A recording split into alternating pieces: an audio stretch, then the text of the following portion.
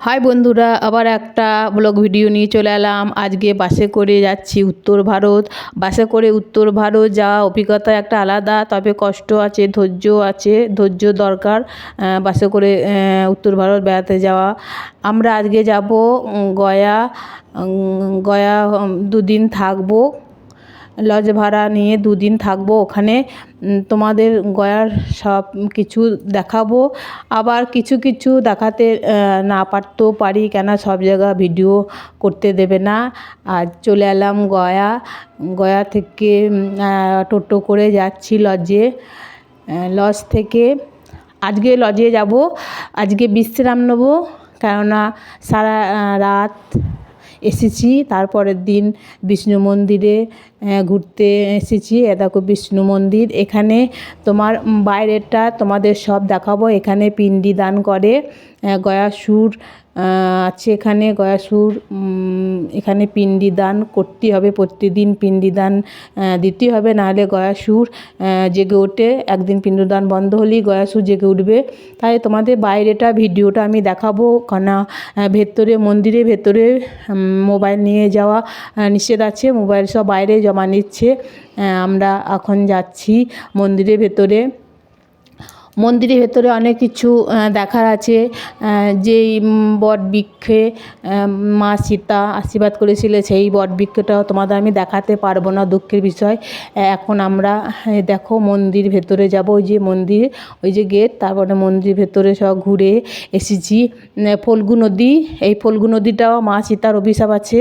যখন মা সীতা শ্বশুরের জন্য পিণ্ড দান করেছিল, মা তখন ফল্গু নদীকে সাক্ষী দেওয়ার কথা বলেছিল।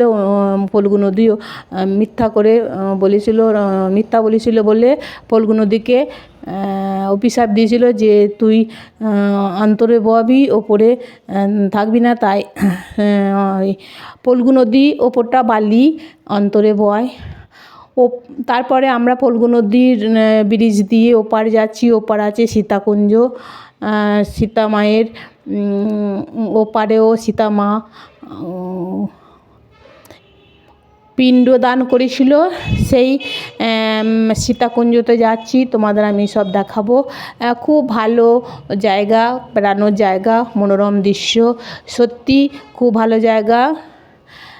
আমাদের 16 দিনের ট্যুর ছিল।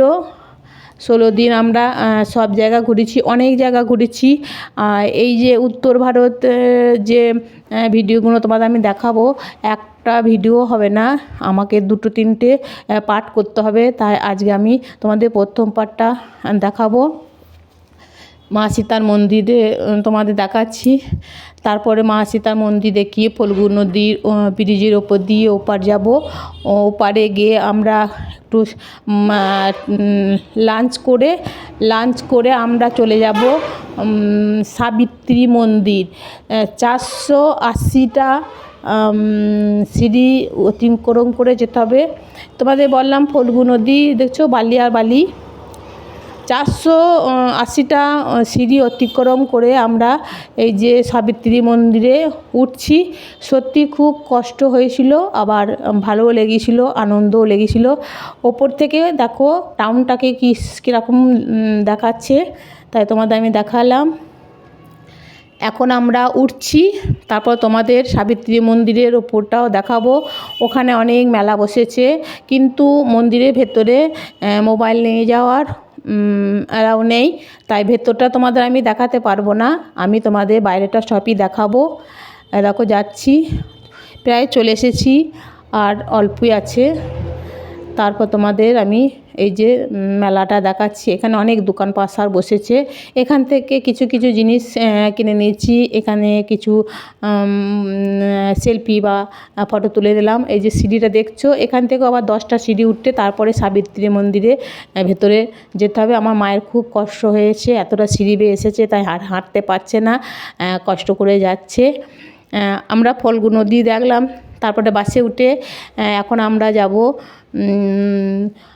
প্রয়াগ। গঙ্গা যমুনা সরস্বতী যেখানে এসেছে এলাহাবাদ, সেই এলাহাবাদে যাব। গঙ্গা যমুনা সরস্বতী যে তিনটে গঙ্গা মিশেছে সেইখানে গিয়ে আমরা স্নান করব। এখন আমরা নৌকার জন্য অপেক্ষা করছি। দেখেছো কত ভিড়, প্রচুর নৌকা, কিন্তু মাথা পিছু দামও খুব হাঁকছে। একজনের 150 টাকা করে নেবে বলছে। তবুও যাব, কেন যে এসেছি যখন বেড়াতে, টাকার দেখলে তো হবে না। তাই আমরা নৌকায় উঠে পড়লাম, 150 টাকা মাথা পিছু। উঠে এখন আমরা গঙ্গায় যাব, যেখানে গঙ্গা যমুনা সরস্বতী মিশেছে সেইখানে আমরা চান করব। গঙ্গা যমুনা সরস্বতীকে পুজো দিয়ে আমরা দেখো নৌকার মধ্যে মাঝ গঙ্গা দিয়ে যাচ্ছি। অনেকজন এসেছে, অনেকজনাই আমাদের নৌকার মধ্যে আছে। তারপর আমরা চান করব, তোমাদের স্নানটাও দেখাবো। গঙ্গার মধ্যে যে গঙ্গা যমুনা সরস্বতী মিশেছে সেইখানে আমরা চান করব। এখন আমরা মাঝ গঙ্গা দিয়ে যাচ্ছি। প্রাগ, এটার নাম হচ্ছে প্রাগ। এখানেই গঙ্গা যমুনা সরস্বতী তিনটে মিশেছে। এখন আমরা চলে এসেছি মাঝ গঙ্গায়, যেখানে গঙ্গা যমুনা সরস্বতী আছে সেখানে আমরা চলে এসেছি। আমাদের সব স্নান করা হয়ে গেছে। এখন তোমার কাকু স্নান করছে। এই যে 3টে নারকেল দিয়ে 3টে গঙ্গাকে উৎসর্গ করে প্রণাম করে এই গঙ্গায় ফেলে দিতে হবে।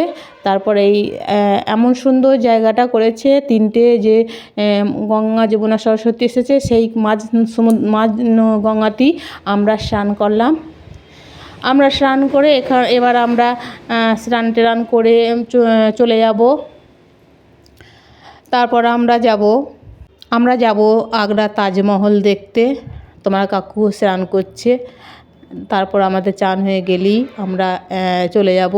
তারপরে আমরা খেয়ে বাসে উঠে আবার যাব আগ্রা তাজমহল দেখতে।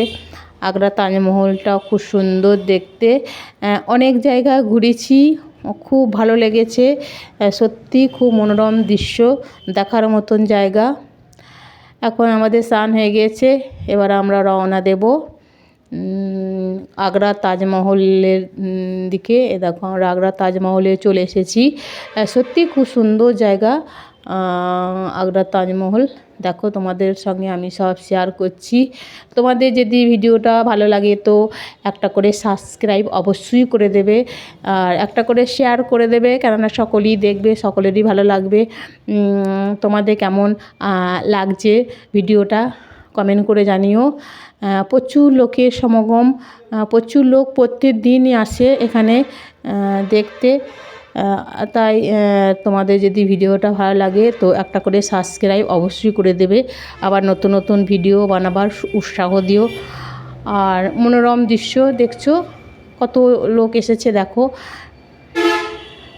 তারপর তোমাদের আমি আবার ওয়ানের পর আবার তোমাদের ভিডিও দেখাবো। উত্তর ভারতের 2 একটা ভিডিও বানাতে প্রচুর টাইম লাগবে, সবাই দেখবে না, তাই আমি 1টা তোমাদের সঙ্গে শেয়ার করলাম। আবার পার্ট 2টা তোমরা অবশ্যই দেখো। আবার দেখবো কতটা হয়।